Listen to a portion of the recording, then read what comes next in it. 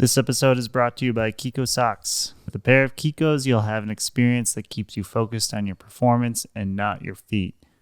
Use our coupon code POD15 for 15% off your order at kikosocks.com. Welcome to Season 2 of Pod Practice, where Mama Bird alumni Quinn Feiner, Mikey Lund, and myself, Alex Atkins, talk about Ultimate from the perspective of players and coaches. We want to engage with you, so please reach out. Say hi, ask a question, give some feedback. We look forward to talking with you. To reach out, follow us on Instagram or YouTube at podpractice_pod. Listen on Spotify at podpractice or email us at show@podpracticepod.com. I hope you enjoy this episode.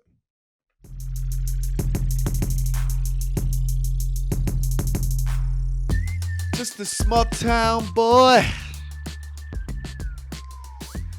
Oh, look, we both got Rocket t-shirts. There we go. Very nice. Welcome to another episode of Pod Practice. Today, Mikey and I will be catching up on some fan questions that have been sitting in the DMs for maybe a little bit too long. Quinn is out of town for a couple weeks, so we're taking a break from the coaches series, and we'll be answering some questions. We have a lot, so it should be a good episode. I hope you enjoy. Nice. Do you want to read the first one, or do you want me to read it? Yeah, let's just I'll read the first one. Let's hop right in here. Chuck Shigley, father of Bailey Shigley and Ryan Shigley, notable Colorado CU players. Chuck says, any trends that stick out from the 2023 club season? Anything there that college teams should try to implement in the 2024 season? Or anything that college teams should avoid? Mikey, why don't you answer this one? Yeah, I like first. I like this type of question. I think the first thing that came to mind were a couple different defensive tactics. Ring and who else? There was one other team that was Machine. I think we're really well prepared for DOMs in the last few years. More club offenses and college offenses have been running a lot of DOM sets, 3v3 weaves. Sometimes from the pole all the way up to the end zone, to be honest. And, Ring is probably one of the better teams to run that offensively as well. They run a lot of threes at practice. But they're actually, Kins, I'd have to watch film again. I don't really recall exactly what they were doing, but was it like a diamond up front or just an extra defender helping? I don't know, man. I'm not good at noticing these things. And also part of me wonders is if our Dom just left something to be desired. I think is part of it. That's not untrue. Machine, is they're a junkier team in general, so they're going to be well suited to I think to stop those sorts of things. And you're right, like in 2022 it was very common for me to say, all right, we're running it down with Danny, Cal, and Cole. And if you ever see us centering up to Danny in 2022, we're probably going to be running a DOM on film. Yeah. Yeah, this question's interesting because I think most trends just stem from a team that's doing really well, something that they're doing well. Like, that's like obviously like the start of a trend. Like, the only trend that is notable to me in recent memory would be when Brown was running their 2-person, 3-person game really well at nationals. And so people started to be like, maybe we should try to do this more. So like for club, I mean, the only ones that really come to mind, like honestly, nothing stands out to me that much. I think there's a couple things. I think Truck and their offense, what they're doing, especially with their insides and just like how they move the ball so quickly and kind of don't worry as much about getting a lane, getting a big cut, letting it develop, like that kind of thing. It's really quick, high-paced offense with a lot of breakthroughs, a lot of like quick movement. I think that's one of them.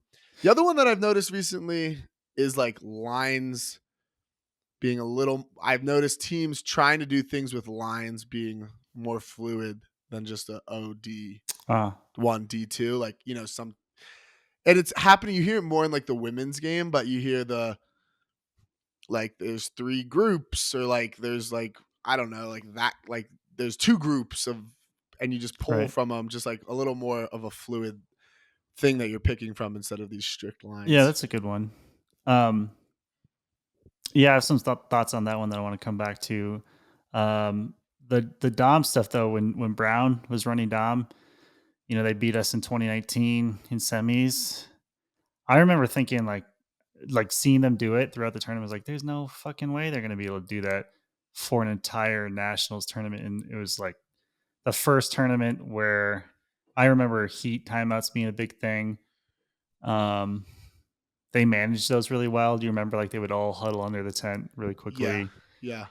Um, but the fact that I just never thought that you could run offense with that many throws in that tight of space with that few of people over and over. Not to say that they didn't have a really good roster top to bottom, but it was Hecht, JR, Solomon. What they had Ned Dick, I think, on D that year. Um, Villeneuve. yeah. Um, what were you talking about that I was wanted to? The Oh, the lines being more lines. fluid, the more groupings. Yeah, and we've experimented with that a little bit in different ways. Sometimes falling flat on our face for sure. Um, but we'll bring one of our D lines. Basically, it's one of our D lines over if we get broken on a long one or get broken twice in a row. Instead of calling a timeout. Yeah, that's a good point. Um, who else does? Who else is? Truck just has a pretty big O line. They do. They do. And so that's kind of the things like these trends are like sometimes you can implement them and other times it's really Do you just have? teams noticing what their strengths are. Like I think Truck just isn't really like they're not like an athletic team, but they have a lot of guys with really high disc skills and like are very good with the disc and they can rotate through a good amount of those people that they trust on offense, which I think is a huge uh, you know, tool to have in your back pocket. Yeah, we will have to ask this question. I feel like to upcoming coaches that we have on the pod if they Yeah, are noticing anything. yeah, it'd be interesting because also like in terms of the second part of the question being like if there's things college teams should try to do or try to avoid. I don't I don't know really. I mean, I do think they should try to have something they should try to have something planned for a dominator, like you said. I think that's something that college teams should try to do, especially because it's really common in college because maybe you have a few really good players. You just want to put them in space and let them like go. So you should have something for a dominator. As things to avoid, I'm not really sure, but I think maybe you could try to avoid having too strict of Overrules. rules and lines. I was gonna say as well, just Mm, for like play calling. Like I think, especially in college, it's probably even more tempting to fall into that because the kids aren't as good. So you want to be like, all right, you're just gonna be a D line player, or like you're just gonna be like this like kind of like secondary O line player. So maybe try to avoid that and have a little more fluidity in the way you call lines because it can save you over the course of a game, over the course of a tournament. I think there's just so like we talked on with the Charlie, there's so many different perspectives you can take on line calling and why you yeah. should do this or put someone in, whether it's like conditioning, momentum, all these types of things. And so like just being a little more fluid in how you call your lines, I think could be really interesting and not pigeonholing players to be just an offensive I player like or a that. defensive player. Yeah, I like that because a program like CU with Mama Bird, we are we can be overly strict about some of those things because we're in it to win it all the time. But so many players at that age are still figuring out so much and have so much room to grow. And it's really easy to box people into a certain role because we've just determined their fate, when they're 19 or 20 years old. Yeah, totally. Um, one other Totally. thing. So I think would be good for college teams to work on is identifying that skinny space to attack, the space right in front of the disc where you can basically throw a break throw something with break side momentum, more to do with the person cutting, from the trap side or open side towards the break side. That can cascade and lead to a lot of other shots down the break side. Um, that's nothing really new, but like you were saying with truck, they just Yeah. do it so fucking well that Yeah. um, Slash, like, work on those skills, like develop the kids so that they're able to throw like a sharp inside or sharp around. Cause it's really like, it's just that typically the inside gets there so much quicker, which gives the defense less time to react. And therefore, like, the offense is able to get to the threatening break side space quicker. And you're just able to chain passes up down the field. So the insides work really well, and they're more common to get there quick. But also, if you can throw it around that gets to the receiver quickly, it does the same effect. Whether it's inside or around doesn't really matter. It's more about like how quickly this got there. right.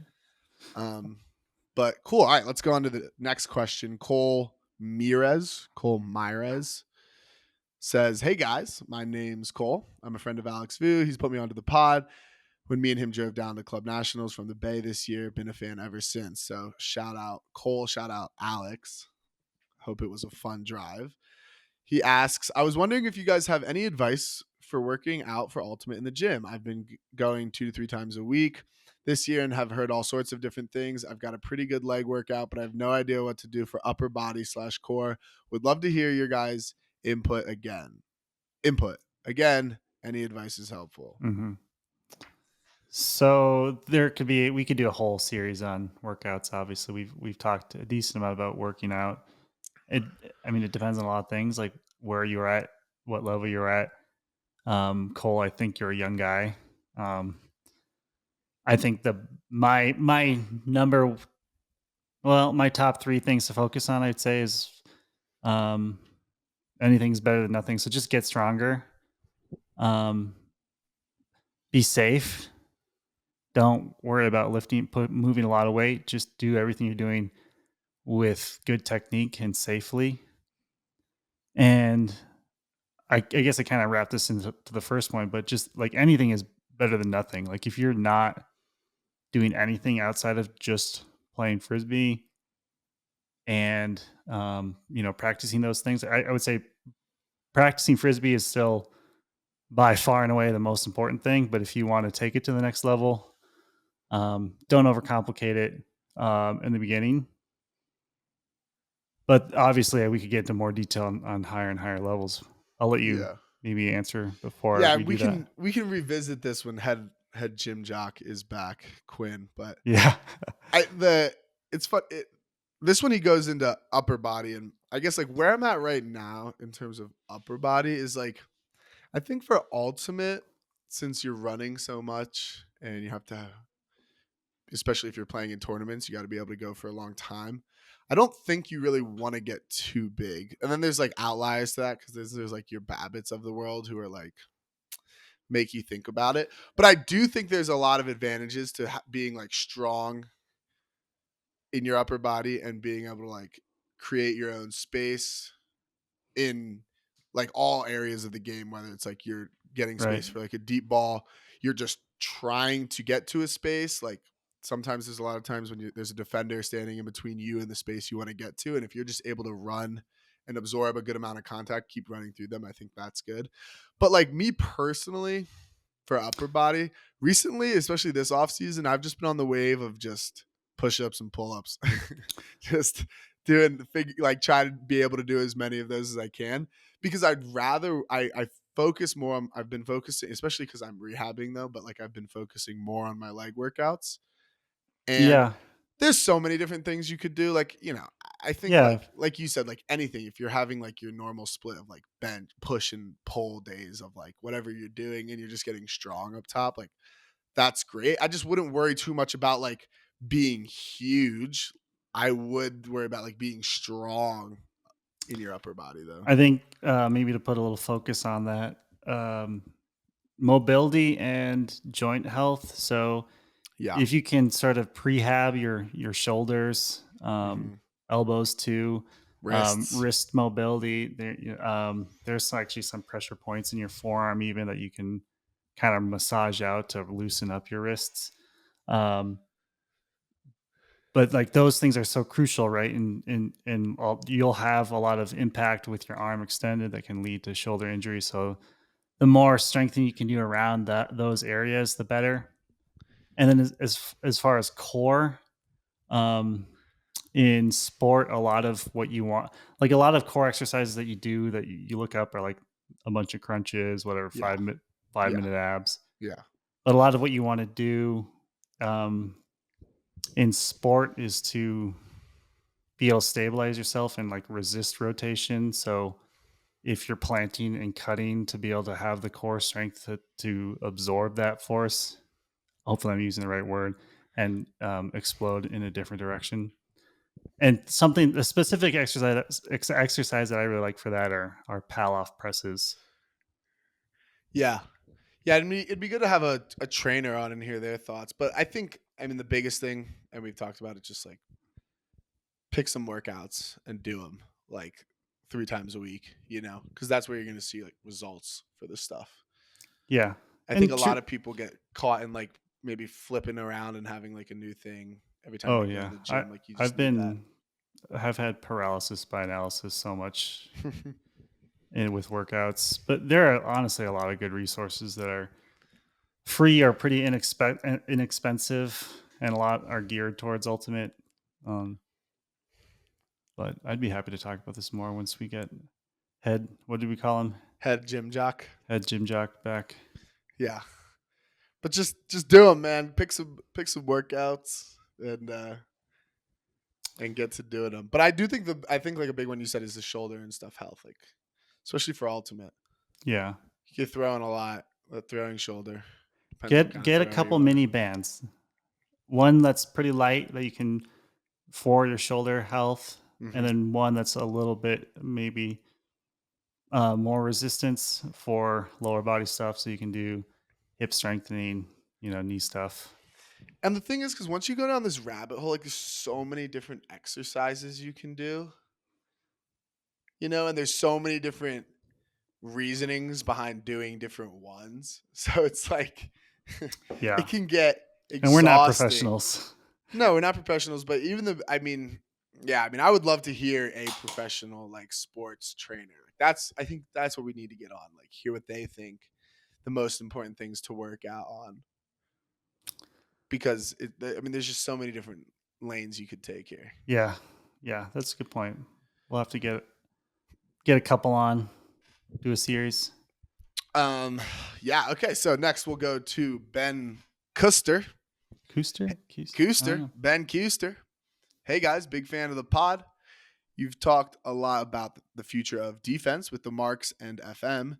Can you talk a bit about where you think offense is going in the future and which systems you think are best? Me or you first? I mean, I'll go since you asked and you put it up there. But I mean, my thoughts on this are one, I mean, I've been in such I don't know,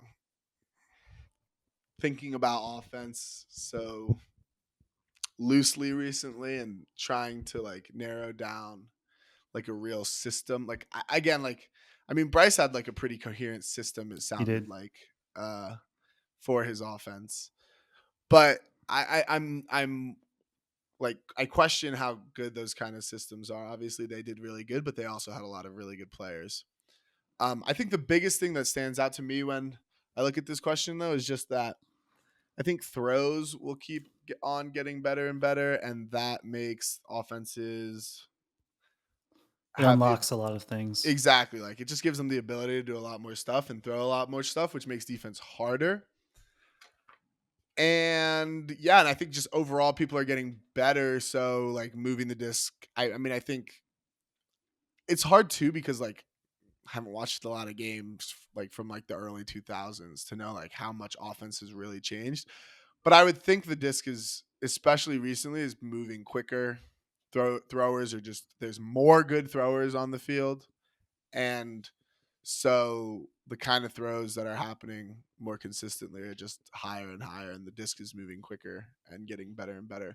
But in terms of like systems, like in the question he asks, like which systems you think are best, like I don't know like which system I'm like what are the list of systems? Like I don't really know.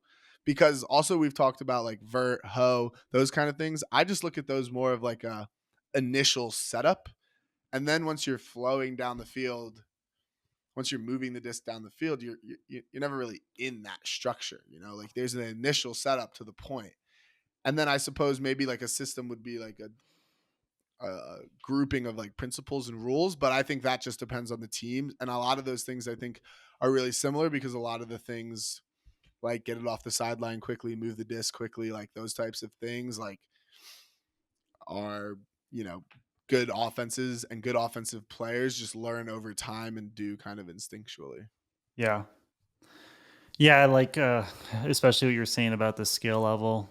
I was watching some, disc golf tutorial videos today, or just on throwing mechanics, and there's just not a lot of that about, like, with Ultimate, and there's so many people breaking down very nuanced things with mechanics and disc golf, and it's interesting to listen as someone who is not an experienced disc golfer, but a very experienced thrower, and sort of decide, like, is what he's saying bullshit, or is, like, Yeah, that's the thing. There's just so much more like people who want to make content in disc golf, but people have such different forms. Like all the good disc golfers have such different forms. So it's kind of like it you is. just get good, you know, you practice, you get good. But there are tips for sure. And yeah, and there's certainly a lot of awareness around it. I mean, Yeah. the sport of disc golf is, like, all about throwing form, whereas, like, all there's, like, so many other things in Ultimate, that I don't think there's just enough attention on what you can do with a disc, especially, like, an Ultimate disc you can control so easily. You can't throw very far, but, like, the edge control is right, it's you can put any edge you want on it and know what it's going to do. Um, I hope you know. You try to right. know. The best ones know, kind of. The best ones have an idea. But it's One also thing the consistency. yeah, you mentioned Bryce, though. I think he, had a lot of good points, especially around the read option stuff. I think just in general, right, we'll probably give you a little bit of a cop-out answer in terms of structure, like, I don't think structure really matters to either, Kins or myself. It's about the spaces you're trying to attack and where you're trying to attack from and the pace you're trying to move at. Um, but a lot of that is predicated on what your skill level is. I like what Bryce said, and Nut has said this a lot too. Bob has said this a lot. Um, Getting those 3v3 situations. I was at bird practice last Thursday, and there was back to back turnovers that were in the backfield, and the thrower did not pick up the disc until all. So there's the thrower and his mark, and then 12 other people, on the field. And they waited for all 12 other people to go ahead of the disc before they picked it up. And in my mind, I was like, what? Like, even if you're not picking up to fast break, like, why are we waiting for everybody to be ahead of the disc? Like, if you have a 1v1 or 2v2 and why don't you just let all of your other teammates stay behind the disc and just play? Yeah, yeah. And this is something, I've thought about, we've thought about. I don't know if I guess I talked about it a little on the pod, but I've hypothesized a 4-1-2. There's a 3-1-3. That's the German. I hypothesize a 4-1-2, but basically just playing around with, and, we saw the Belgium team like trying to do it. They didn't do it very well in the final of the against USA, For where they would have U24. for U24, where they would have someone like hang really far back. But I don't think they were threatening enough. And they never Um, used him. Well, that's what I'm saying. They never used them in Yeah. the sense that, like, I think you could play around with how many people you have behind the disc, and especially when you do it quickly, because all of a sudden there's just, if you're creating this like 1-on-1, 2-on-2 space downfield, it's just so hard to stop, especially if you're moving it quickly. Obviously, everyone goes, well, you're just going to leave the people behind the disc and like junk up the lanes. And I think that obviously that makes sense. But then like my next step would just be to like take those people who are getting poached off behind the disc and now just like have them attack, like attack forward from behind the disc, start doing give goes with the person with the disc. Because if you have a guy sagging in the lane, then whoever is not getting guarded, like if you start doing a little 2-person game, then you have 2-on-1 for at least a little bit. So you're just kind of going back and forth, in my opinion, of like how you can play it. So like them Yeah. sagging off doesn't really worry me too much because that means you're not guarding someone. And so if your response to like what we're doing is to not guard someone, then like I think we can figure out how to take advantage of the fact that you're not guarding someone. Right. I wonder if some of this will how well it would work in the AUDL versus club because you'd have more space to lose yards, change the point of attack. Mm-hmm. More similar to like soccer where you're trying to change the point of attack, change Yeah. the angles from the back. Mm-hmm. So that's interesting, but Yeah. maybe that could happen more in the future as well. But Something we could talk about for hours and hours. yeah, but good question. Okay, we'll go Nick's really quick. Nick Banks, Colorado player. Question. Okay, so how do you split your focus when watching film? How much film? How much time do you spend? How much time do you spend watching yourself and self scouting, watching other players to learn new techniques and move sets, or watching for team wide tendencies, like analyzing Chuck's offense or Ring's version of all man defense? And how has that changed as you have become more established players with consistent roles? Would imagine a lot of Mikey's film time is spent scouting entire teams, but could also see him spending time watching individuals to help guys on his teams grow. Um, yeah, thanks for the question, Nick. Thanks for the shout out too. Um, we actually did talk quite a bit about watching film just on the unreleased episode. We keep doing this, having overlapping topics between unreleased episodes and ones we're recording. Um, yeah, for me, it's I always start from a team wide focus. I just watch the game once through. I might rewind a point, but for the most part, what I mentioned in the last episode is I know what we're trying to do, especially offensively, because generally my role for coaching has been focused on offense, and I just look for times when we're not getting it to the space that we know that we're trying to attack, and then I rewind and figure out why. Sometimes it's what the defense is doing, and sometimes it's just because our own players maybe didn't see something or just off cadence, um, maybe staring up field too long, etc.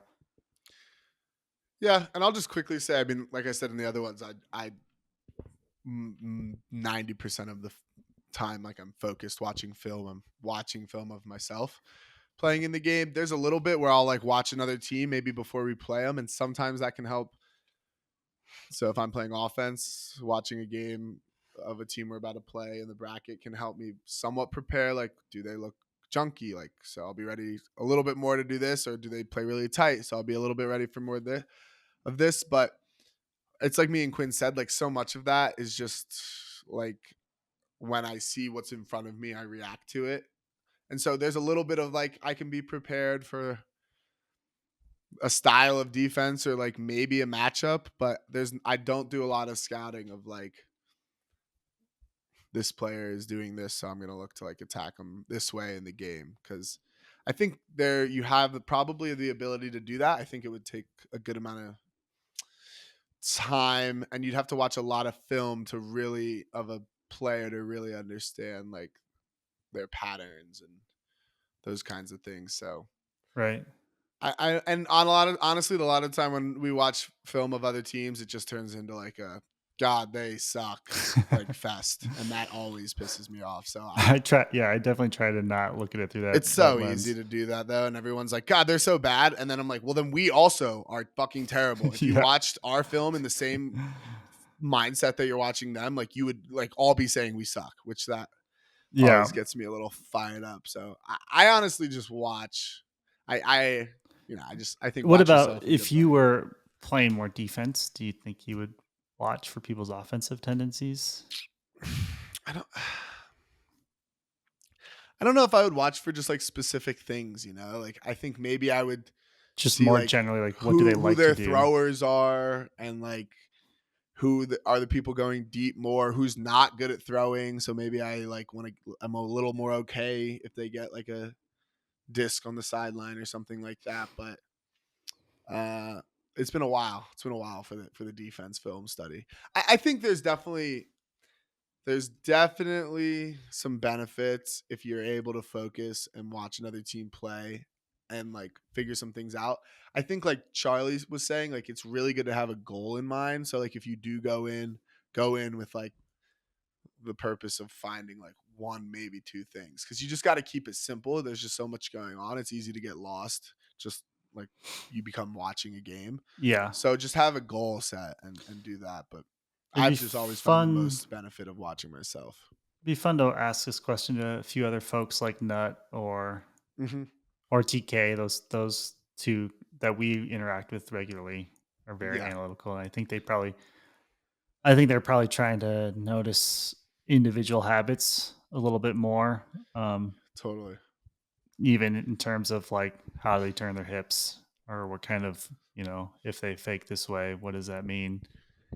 Um, I would say that there's probably some diminishing returns here. Like if you only have a limited amount of time, I do think watching film is hugely beneficial. But maybe more broadly, like Kins was describing. But if you have time and the passion and the energy, I would absolutely say get nerdy about it and take specific notes. Yeah, yeah, I agree. Yeah. All right, let's move into some of these shorter Instagram questions from the post today. First one from Mutiny.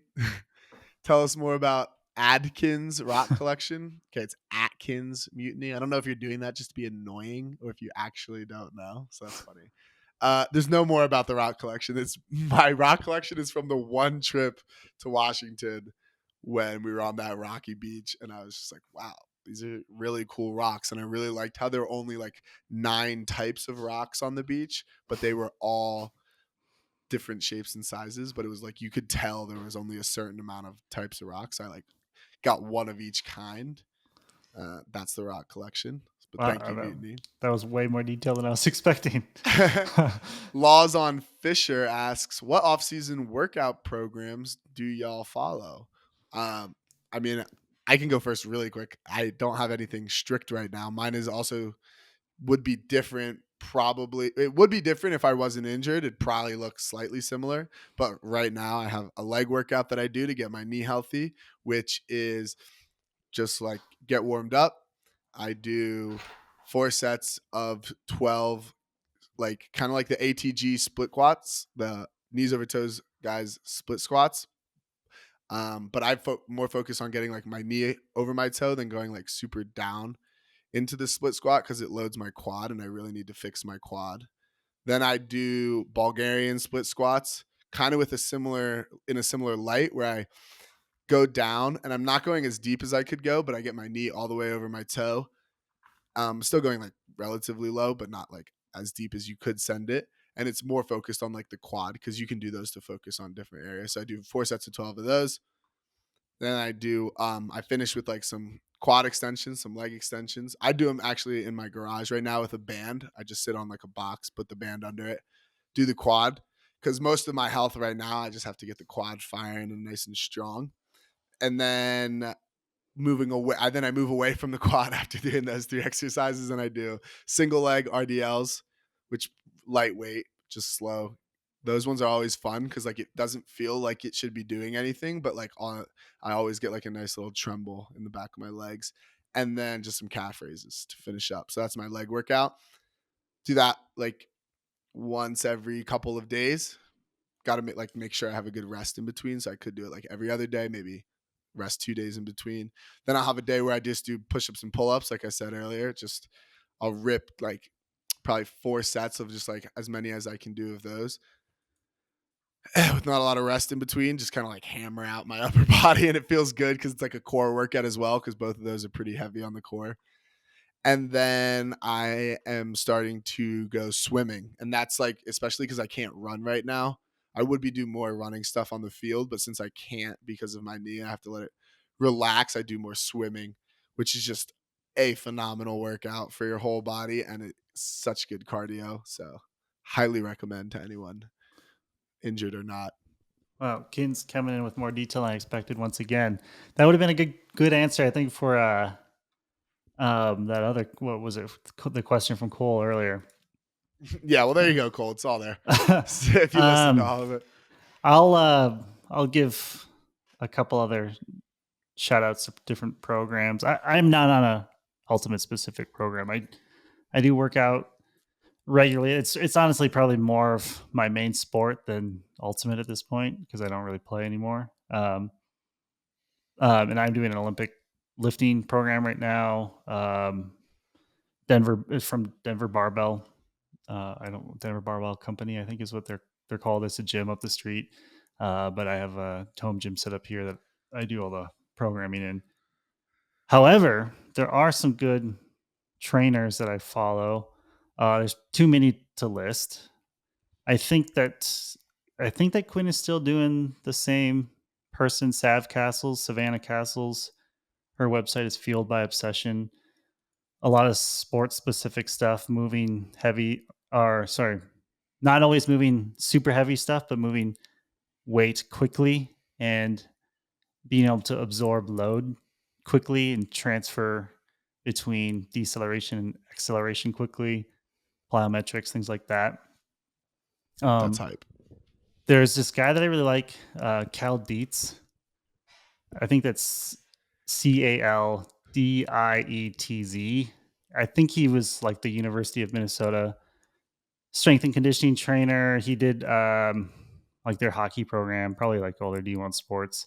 He has a whole slew of resources on triphasic training, in which he also some of these resources could be I'm sure it's been updated since I've been in the know of his stuff, but it'll have like an eccentric phase, an isometric phase, and a concentric phase to focus on the different parts of your muscle in terms of I guess lengthening, and I guess the main difference is being absorbing force and outputting force explosively.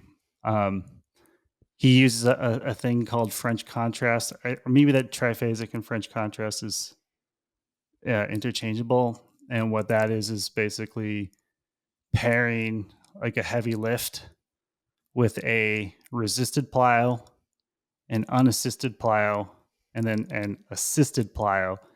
And that the idea being you're also training your nervous system to not only handle large loads, but then turning that into explosive power.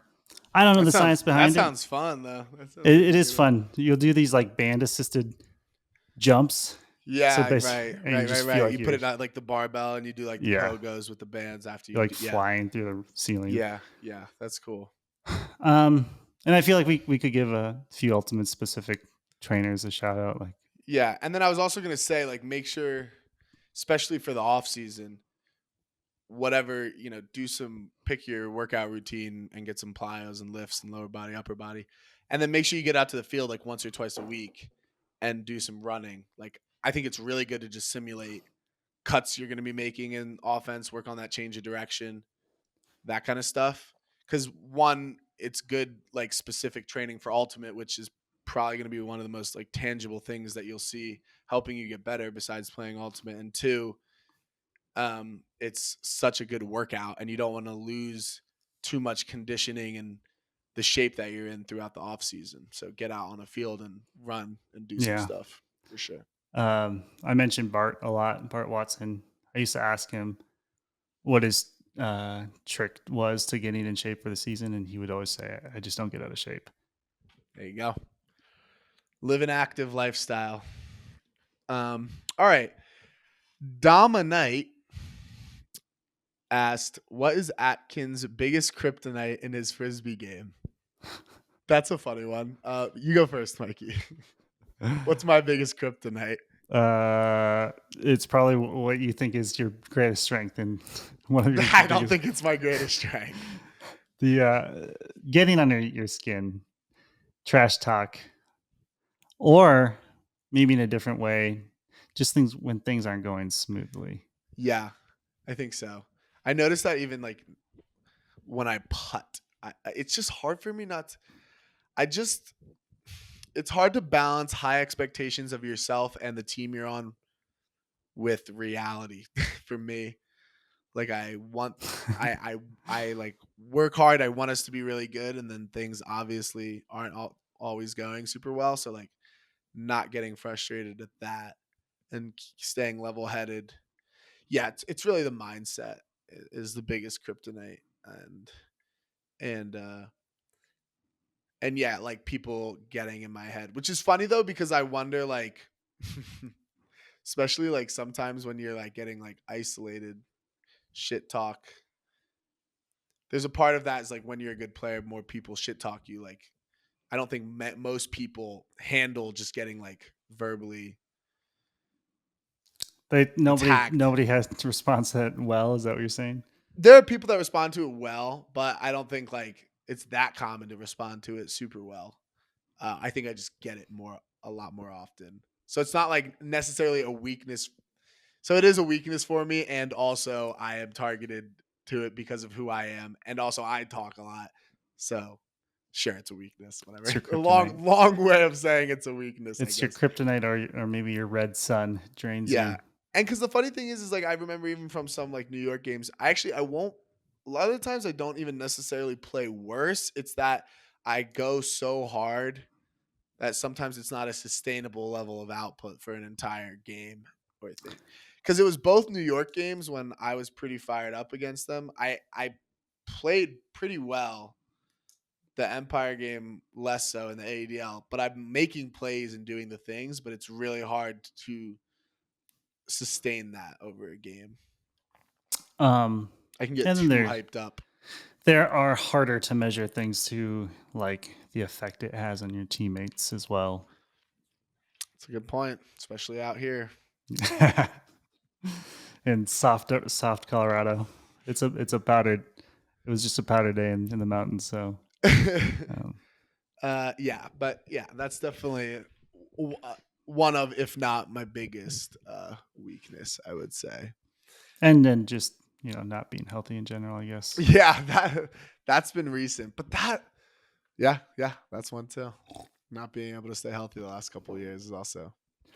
All right. And then next, Anthony Sibeli underscore. How to properly trash talk. Um, Well, first of all, I think you kind of either got it or you don't. Some people are just able to talk trash and have that personality, and other people are do not. But I will say, keep it pertaining to like what's going on. I don't think you should. I mean, maybe people have different philosophies because I know like you'll hear funny stories about like NBA trash talk or whatever. Like my style is to keep it to pertaining to what's going on and just try to say something that's like witty, kind of funny, and also like definitely makes fun of how the other team isn't doing well or didn't do well in that specific thing. So that's for me. So there's that. I think like one, make sure that you're pretty prepared for like a lot of attacks that are gonna come your way. Like I think of Eminem and 8 Mile, like whatever they're gonna say, you should like hope hopefully have an idea of what's gonna come. So like if you fucked up or if you fucked up in the past or whatever, like have accepted that prior going in so that like when they say it, you're not like it doesn't like beat Surprised. you up too Yeah. much. It's like I already know that like I'm kind of crazy and like talk a lot. So like if you say that to me, like it's not gonna get under my skin. And then yeah, just don't be afraid to if something funny happens or they do something bad, I think like messing with them about it is especially how you say it. That's the I'm I'm definitely much more lighthearted in general. I don't really trash talk, so that's usually what my suggestion would be: don't trash talk. But I suppose the only way that I ever do is I just imagine that my opponent is my teammate, so I thank them for making the mistakes that they did. Like the example that we gave was if Saul turfs it against us when we're playing ring, to tell him, nice throw, Saul. Yeah. Yeah, yeah. Well, because also, like, whatever you say, if you say it, like, a week later should be funny. You know what I mean? Like, that's always, like, a good bar for me, like, if the trash talk was good, because if you're just saying shit that, like, is really mean or, normally what I'm saying that's the most effective is really funny, but because It's it's really in the game scenario, like, they can't handle it well. But I think if you're able to like repeat what happened like a week later and people think it's really funny, that's a sign of the How trash about talk was good. the suggestion of follow the Philadelphia Eagles YouTube account and watch Brand is it Brandon Yeah, Graham? yeah, it's BG. Brandon Graham. Yeah, he's so funny. That is a good one. He's good. Yeah, because he's just funny. Like it's not even mean necessarily, but anyway. Okay, next. From That's Kevin. Yeah, Kevin Huang, lovely. Our one of our assistant coaches on the summit this year. What are your predictions on changes in pro and club scenes in the next 5 to 10 years? This one we talked about a little bit already, obviously, but I think the biggest thing is just the level of throwing skill is getting that much higher. I think the level will keep going up in terms of like hopefully athletes that are playing the sport, and then also the level of the people who are throwing the disc will keep going up. So I think like the kind of throws and what throws are acceptable and the kind of cuts and what cuts are acceptable, like I think those things will keep changing. And that's pretty much it. And maybe and then we've talked a lot about the mark, and I think like people may be using the mark differently Yeah, and more definitely. interestingly will be a new thing. Um, and I don't think we have enough time to unpack the pro versus club thing again. So maybe for another time. Yeah, yeah. Oh, right. Like the scenes. I mean, right. 'Cause then there's that. Yeah, Yeah. I mean, maybe we'll be able and to it's talk also a little like, bit. yeah, it is such an interesting conversation, but it's kind of anyone guesses like what will happen. I mean, I think the biggest like if is like if the ADL has to do well for like things to really change, because if the ADL does well or professional ultimate does well for ultimate to become mainstream, I do think eventually the higher level will be club, because most people are going to be drawn to I mean, sorry, not club, pro, because most people are going to be drawn to the fact that you can get paid for it. Yeah, here's one difference that's not really on the field. I think that there's going to be more individually marketed players. Um, Definitely through the pro scene, but we now neither of us are really big social media people, but we have a social media presence growing because we do a podcast. I think there'll probably be more people who do things in this realm, but are probably more geared towards the monetary side of things, I would say.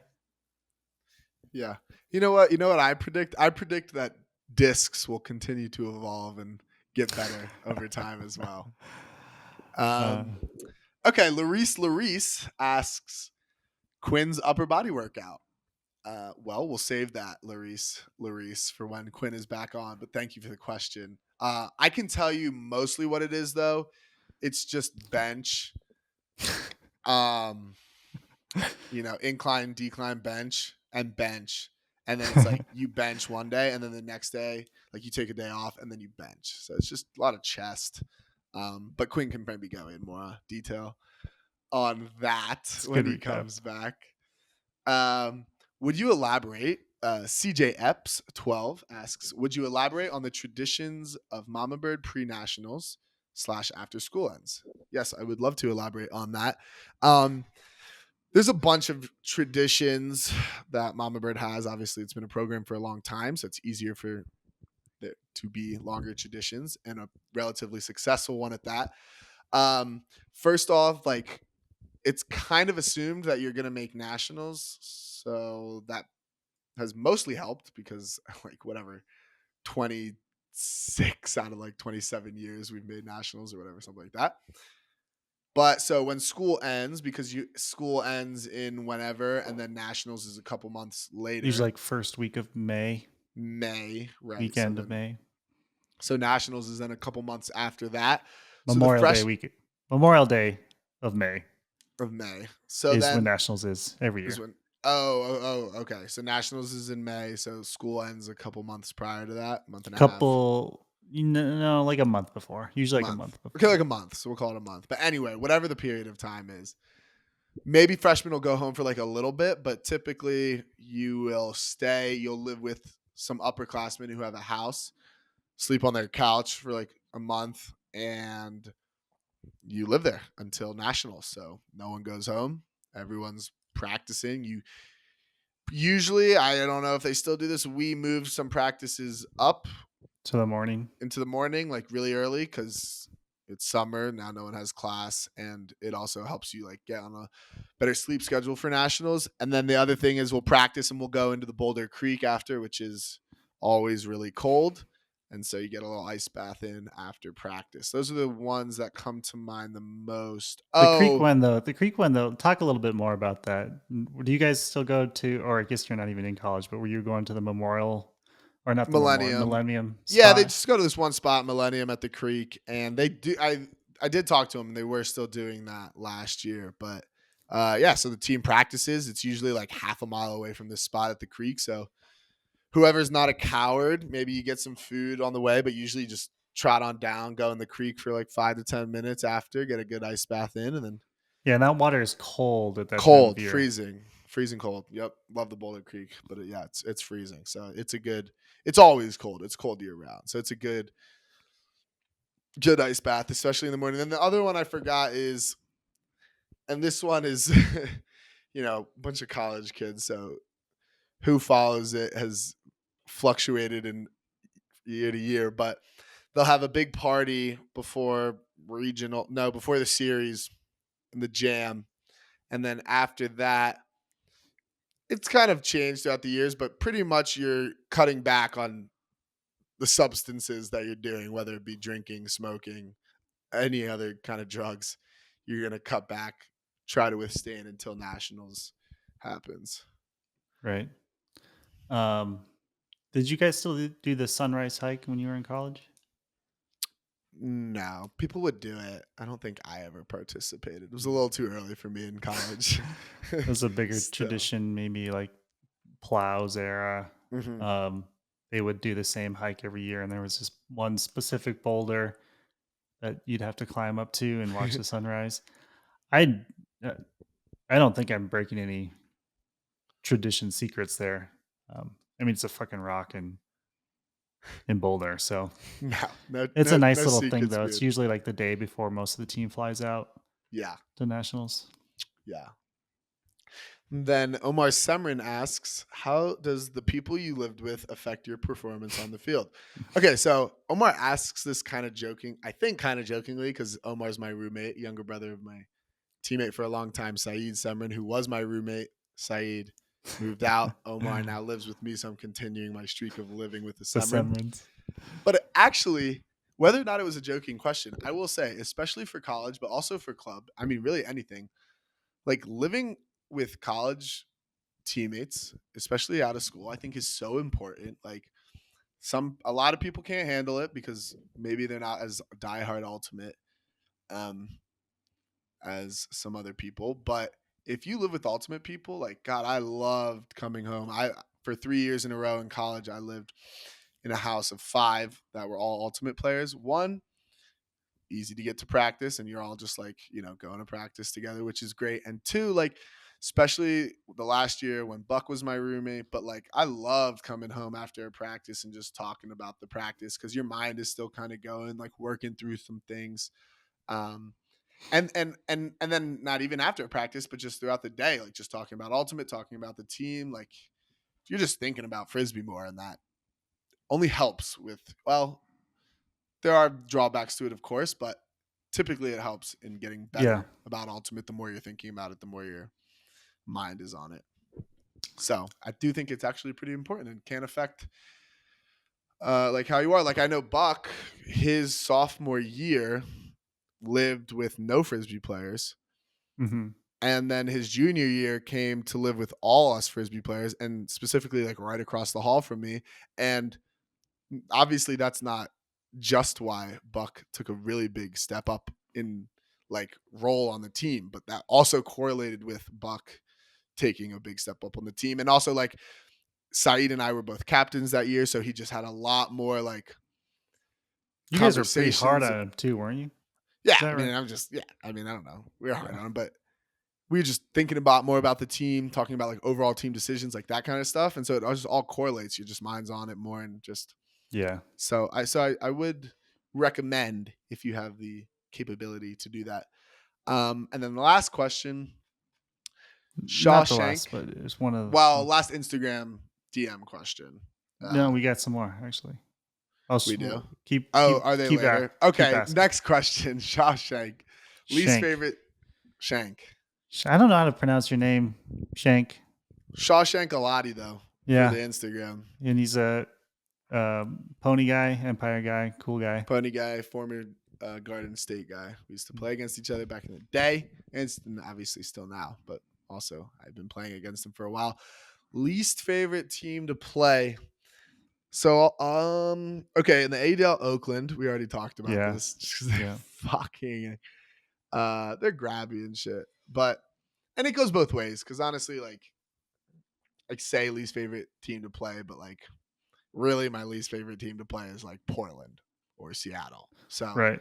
it's like kind of Or I mean, assuming the non-competitive games, right? That's right. what you're talking about. Like there's that angle, obviously. Like, yeah, my least favorite game to play is against the fucking shitty team at whatever, because it's not fun. But then other than that, like I mean, I guess that's my answer. Like my least favorite team to play is the team that sucks and isn't trying. Because I mean, I can think of a lot of other teams that are like it's frustrating and intense to play, but that's also like I enjoy that and it's competitive and I like it. So For me, I'll phrase it as to coach against or enjoy watching you guys play against is probably teams that just run a lot of zone. It's just I don't know. It's fine. It's a strategy. Keep doing it, but it's not my favorite thing. that's funny. Um, Yeah, so we can scroll. oh, I see. Okay, David Gallagher, 65. What do y'all's off-season training routines look like at the moment? I like Quinn, Mikey, Oh, we like we actually. like Quinn, Mikey slash How I'm a about we? lifting nerd. We'll David. We will give you a thank you and a shout out. Maybe we'll talk more about this Yeah, again we'll get a later. But trainer on for sure. right We're gonna for need a sure. trainer on, but But yeah, thanks for the question. and then A oh, few from Miller Light, who is I believe it looks like Adam Miller. I think Adam is his name. Miller is that Light. Adam? I think so. The hair Okay. looks like it in this tiny picture that I'm looking at. I'm gonna go with yes. But is it more important to have elite disc skills or be an elite defender? Okay, well, I think in we'll the both in the way agree. you phrased it, definitely elite disc skills. I think a better question would be: is it more important to have elite disc skills or to be an elite athlete? That's like a more interesting question. If you're just an elite defender, then like, but you like aren't good at all on the turn, then I'd way rather have someone with elite disc skills. Um, but it's also interesting because if you're just talking about someone who would make like a club team, like a high level club team, the elite defender probably has a higher chance than someone with just elite disc skills, assuming like the elite disc skills is like all they have. Like if they're really out of shape but just like crazy with the disc, they probably won't make the team. Whereas like an elite defender could probably make a team. But if I'm looking at it from like just which one would I rather have, I think like Just skills, yeah. disc skills are I just. mean, I'm also biased, like obviously, but I think disc skills. You're a quarterback. You have the ability to just break the game if you can have yeah. amazing disc And skills. and we're also the way I'm looking at this is thinking of in the absolute extremes. Um, if all you can do is get blocks too, and I don't know Yeah, what you you still got to got to score. score. You got to Yeah. score. Um, next question he asked are: what are the pros and cons of elite athletes approaching ultimate, like more popular sports? The pro for me is that other sports have a lot more information out there just because people have spent more time on them. And so there's a lot of resources out there to become a better athlete. those types of things.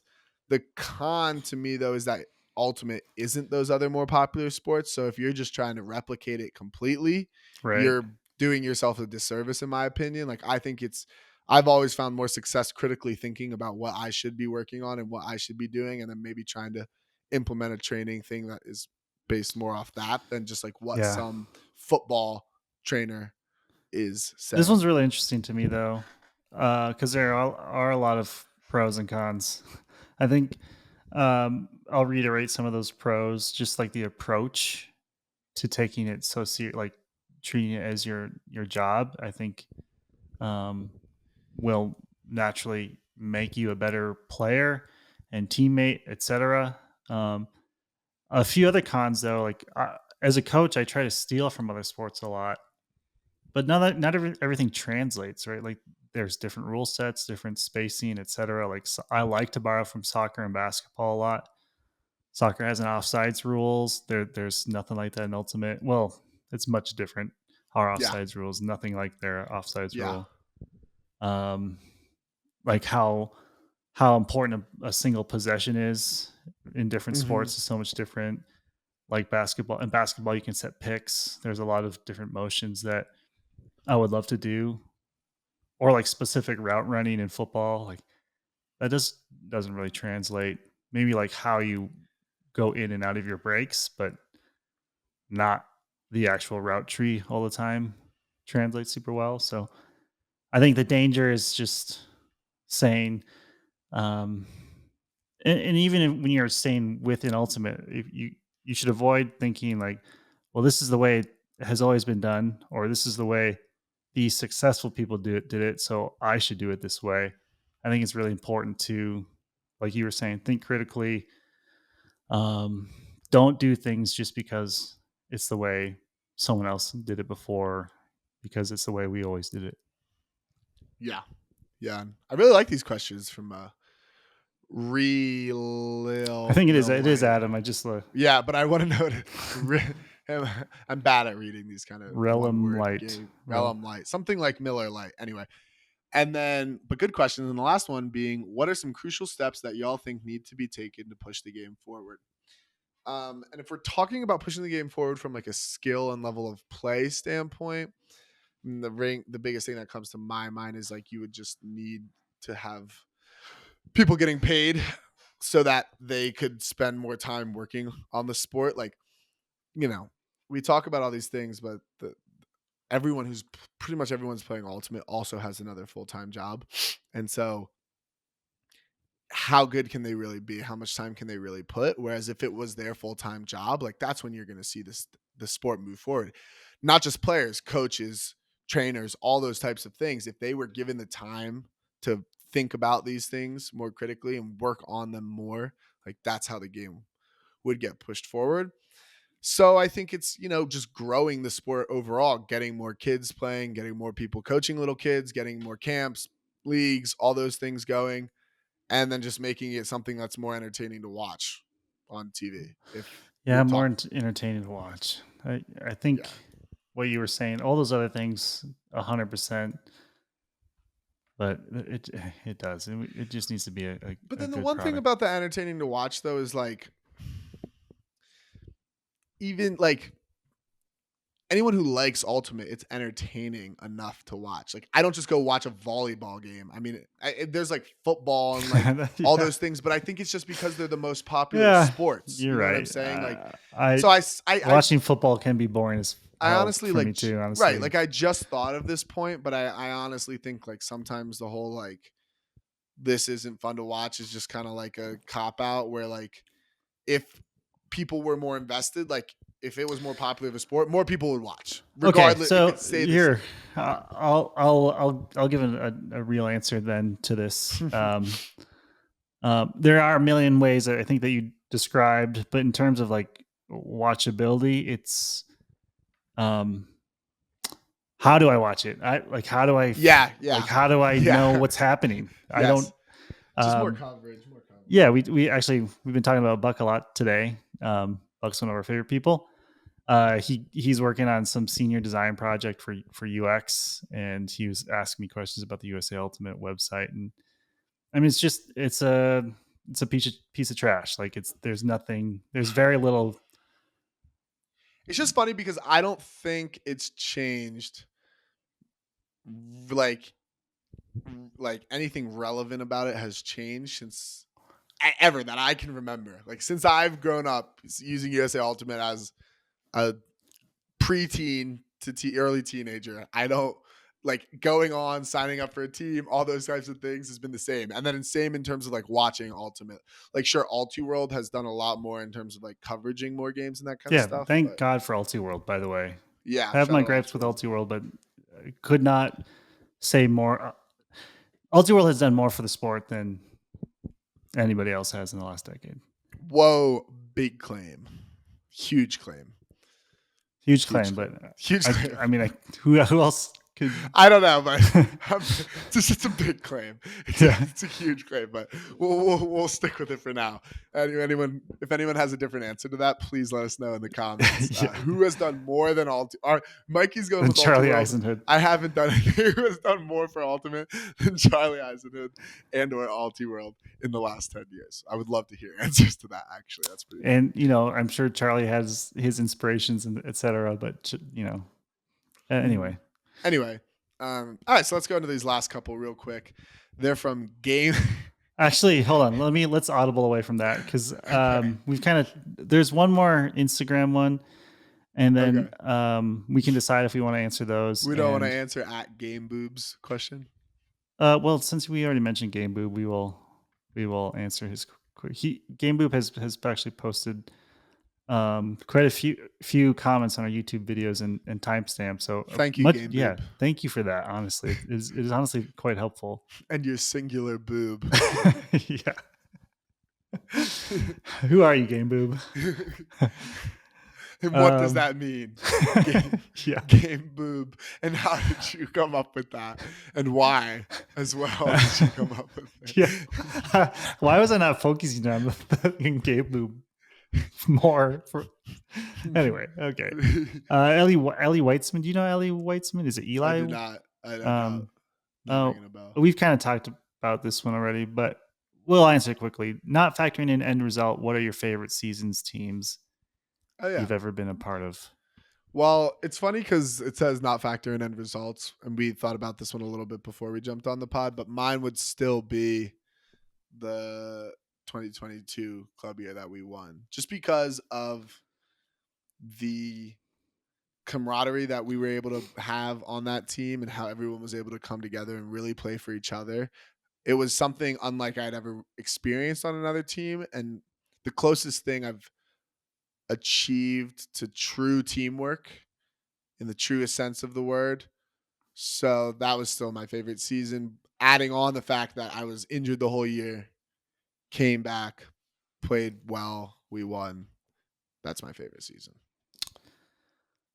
I've had a lot of seasons, and I honestly can't remember a lot of them from the early 2000s. Um, I'm trying to think of ones when I was a player.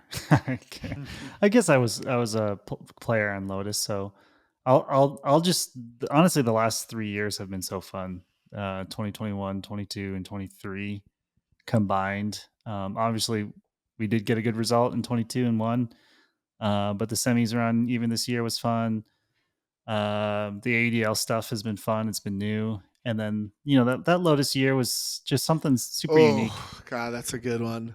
Like, we'll just never do something like that again. Nah, that was crazy. God, that's a good one. That's a good one. And then I will say special shout out to the 2019 college Oh, season. yeah, that was a really Coming good one. off not making nationals for the first time in 20 whatever years, sophomore year.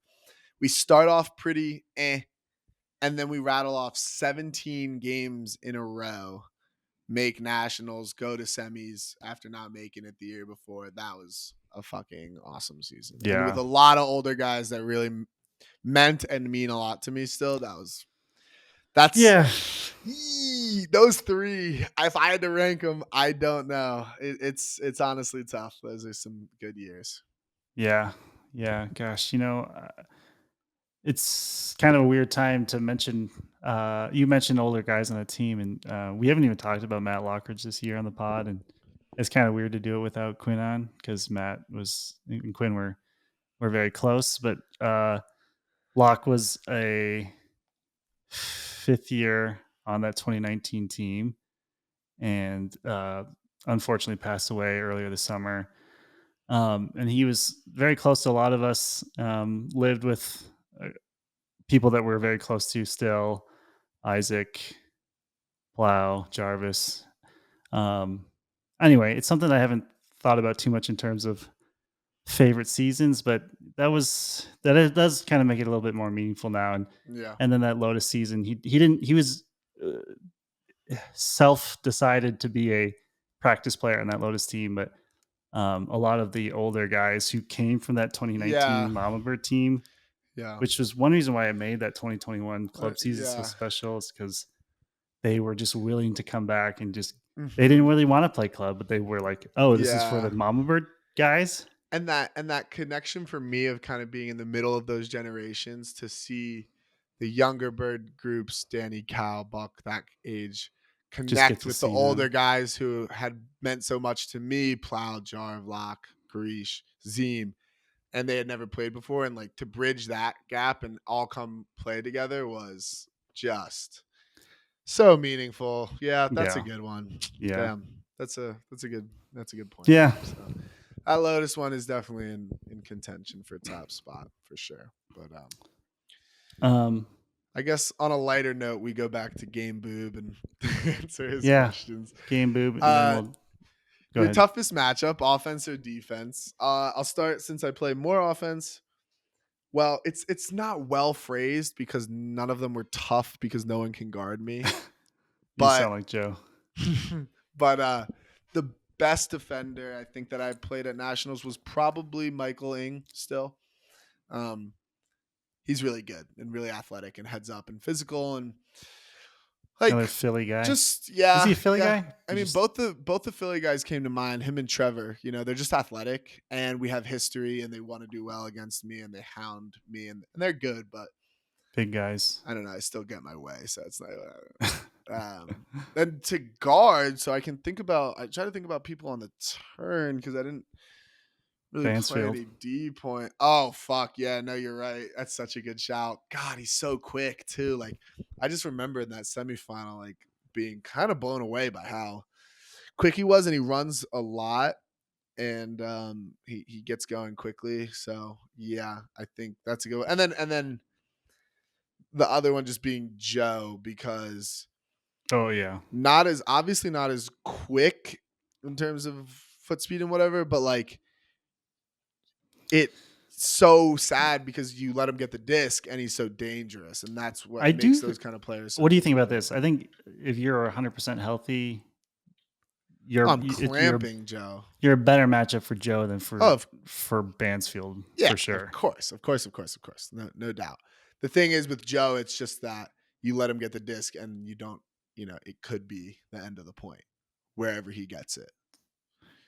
Um, And that's like a difficult thing to guard because with Bansfield, even when he's running these little things against me and getting the disc a lot, like it's super hard to stop, but it's like he's also more likely to throw a turnover and like you're not as like his throws aren't as game breaking as Joe's, whereas like Joe can get like little dishes and stuff and, wow. and all of a sudden it's just That over. that's a maybe a hot take too. They're both just really good throwers.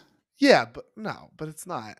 But No, Joe's Hawks are I'm just thinking of some of Bansfield's Bansfield's breaks. hucks Oh. in previous years, at least. Yeah. He Like just that he huck that he threw to just Joe when Babbitt was guarding Joe mhm. in that Yep. 2019 semi. Yeah. That's a good one. But I don't think that's again like that's not a slight at Bansfield. That's more of a nod to Joe Sure. being such a good thrower. Like I don't think, and with the length that he has, like I think it's different. Like I think it's just a different beast when it comes to Joe, and Um, that's why he racks up the stats that he does.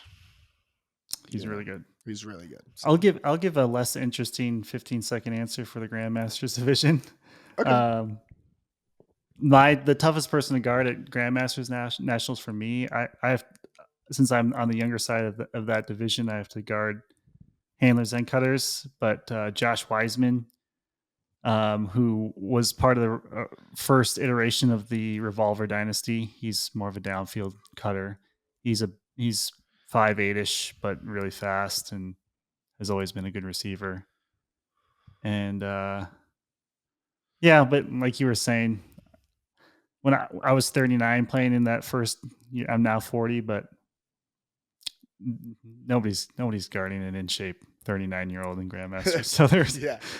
not really a good answer for that one. And then he also asks, do you do anything to get an edge in the game? For example, Arnold Schwarzenegger would talk to competitors to psych them out right before a competition.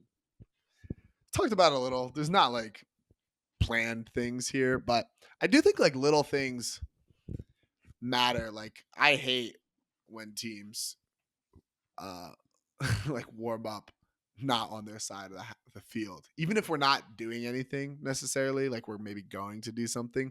Like those little things, whether they're planned or not, like can definitely affect teams, and maybe they're affecting me. But I also don't think like I have no problem being like, this is our half, you're gonna go on your half You know what we now. should Like do in 2024?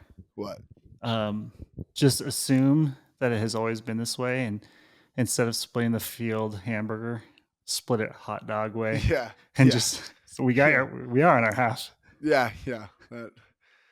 So there's that. So there's those types of things, and then I think most of the time pre-game, it's more of like I like to just try to be nice to people, and and then maybe they'll won't try as hard in the game because they like think more whatever. So there's that, but not anything noteworthy really. Favorite game you've played in is the last question he Yeah, asked. and that one's tough because there's so many good ones. I mean, selfishly, the first one that comes to my mind is like the answer though is the club Finals of finals. Yeah, 22. and Yeah. I played really well, and we won a championship. And I mean, among like so many other games that like stand out, that was probably the one still. I don't know if I have a good answer to that one. Probably some like low level college games were What pretty about fun. Lotus? Lotus, there's some Lotus games for sure. Like I that actually didn't. chain game, like was crazy. Oh man, that chain game was crazy. There were a lot. Honestly, that first truck game at Pro Champs, you weren't healthy yet. I don't think. No, I was. Oh, but we were And we, up big. We were up like 9-6 late. yeah, Late. Sorry, not late, but towards second half. yeah, we were up a lot. Yeah, I think we were up like 5-1. Yeah, we were. That was crazy. That was when I was playing D line too. Yeah, So we were yeah, clinical. yeah. Well, yeah, the Brunky Bunky Kins. Saeed. Well, we were an insane D line. Besser. Actually, you're right. You know that D line Crazy, dude. today It's would crazy. probably Rack. be, yeah. Rack. We'd rack shit. um. Well, cool. Actually, I kind of wanted to do some shout outs just to the listeners in general with some Spotify rap stuff. Yeah. Which I didn't share with you yet, Kins, but I'll start pulling up. Does Spotify share that stuff with us? Yeah, they share a lot Cool. of stuff with us. So yeah, I guess to start things off, thank you so much if you're listening right now, and thank you for tuning in. And this first year that we've done this, when Alex and I started, what did we talked about it in maybe December, January, December. Yeah. It was definitely in 2022 because we kept saying we'll do one before January Yeah, 1st. you're right. You're right. And at the time we were just like, I think it'd be fun. Like it's an excuse to talk. And I think it's turned into something that both of us really enjoy, and I think Quinn would say the same. Certainly. Certainly has Um, been a great pleasure. so, by the way, I think we may get more YouTube views than Spotify listens or views, but these are strictly Spotify wrapped statistics. Do you want to do some guessing, or do you want me to just kind of go through them? Nah, go through them. So our top episode was Joe White's perspective as an OP offensive force. Episode 5, one of our first bigger interviews, I think, this year. Mm-hmm. Shout out Joe White for putting us on the map. Yeah, thank you, Joe. Thanks, Joe. And you're welcome for letting you come back and send me as Yeah. a payment. Yeah. Let's see. I'll kind of skip through some of these less fun stats. I like the stats. Rip them Okay, off. Go. that one Boom. was streamed 71% more than the average episode, is what it said. Oh, well, that's a lot. Seems like we were streamed in 33 different countries. That's pretty fun. That's pretty fun. I would say I wish you would ask me for that because I would not have guessed up for 33. Yeah, that's a funny one. Yeah, I wouldn't have either. You know, I would expect it to be like the state of Colorado, but Yeah. it's been kind of Fucking nice. International. Thanks for all you international listeners. That's pretty. We got to get an international guest on. We've been talking about it for a while. Yeah. So international people listening, please give us recommendations for guests to listen to. Thank you. Yeah, and we did get a guest recommendation. So shout out to Mary. I don't know how to say Mary's last name. Do you know? I'll go with Rippy, but I don't know. Mary's a North Carolina area player, I know, and suggested that we reach out to Cami Groom. So hopefully that's in the future. Yeah. We love the Rex though. Yes. Do you want to guess the rest of the top 5 countries that are not obviously U.S. is number 1? Number 1. Okay, Canada is one of them. Yes. Okay. Give me England. The UK, yes, is UK. number 2. Give me the UK. Give me Belgium. No Belgium. Give me Germany. Yes, Germany is 4. Give me Italy. No, 5 is tough. I'm surprised what 5 is actually. Give me 2 more. Give me surprised. English speaking country. I'll give you a hint. Sure, that makes sense. But now I don't want to embarrass myself. That was a stupid thing to say out loud. But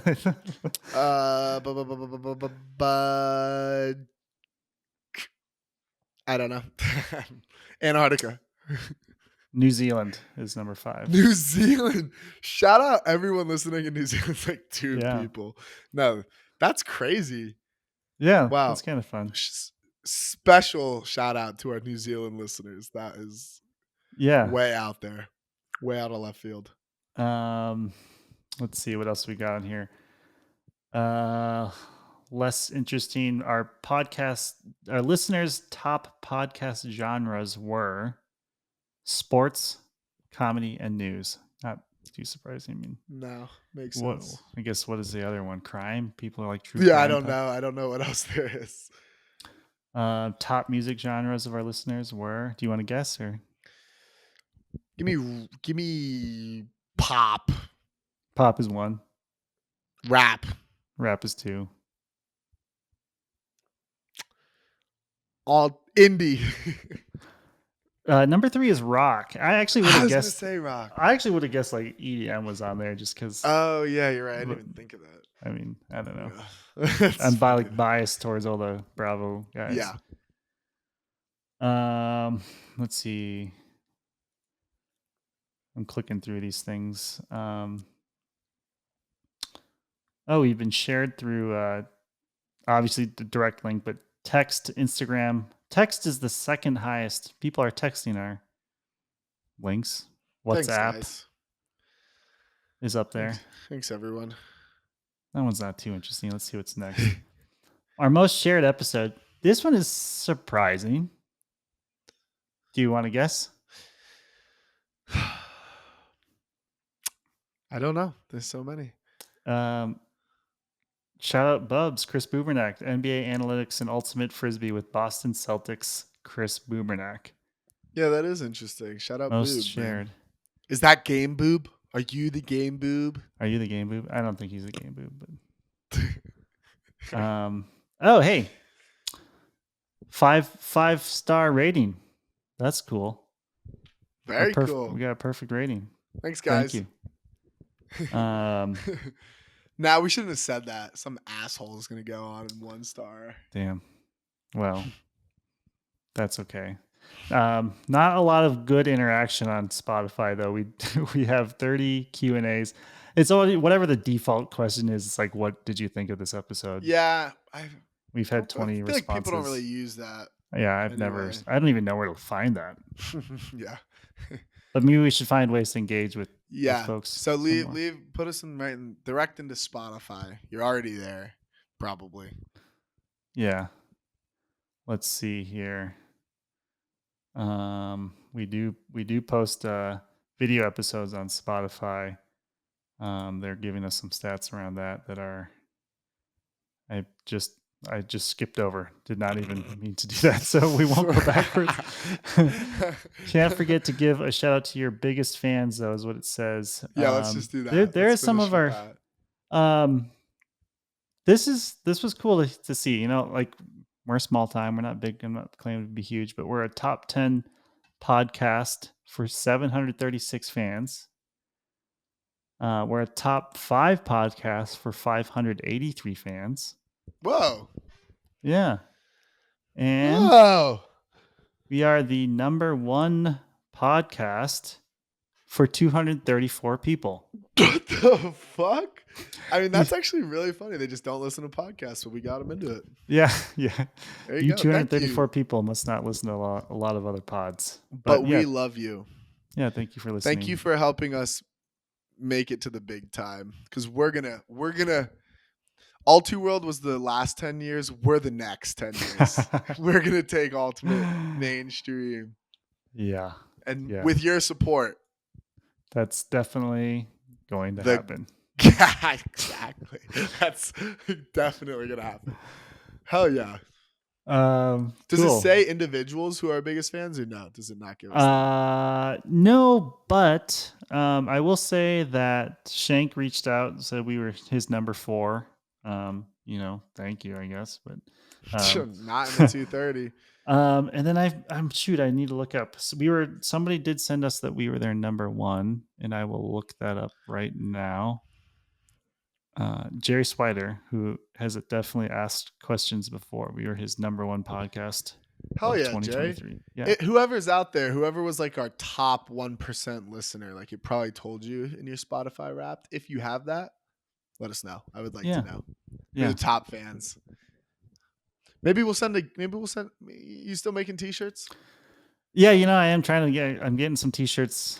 Maybe we'll send it to together, like our so top fans. totally. Yeah. Top echelon though. You're not in that 230. You don't even have a fucking chance, and it's only going to be the top Yeah. few of those. If you are number 1, if you meet these qualifications, if we're in your number 1 podcast, you share that information with us. What should we say, like the first dozen people? How many of those people? Yeah, like top 10. First 10 of those folks, we will send you a hot off the press upcoming pod practice t-shirt. Which reminds me, we should just do a giveaway, one of those like cheesy Instagram giveaways soon. For pod gear or for some like jersey Maybe stuff. a jersey. I have a lot of jerseys. I'd give a jersey away. Your Bravo 2022 white or my blue. Yeah, one of them. But yeah, we'll do that. So overall, thanks for the support though. It makes it better and it makes it feel like worthwhile. And that's pretty awesome. So yeah.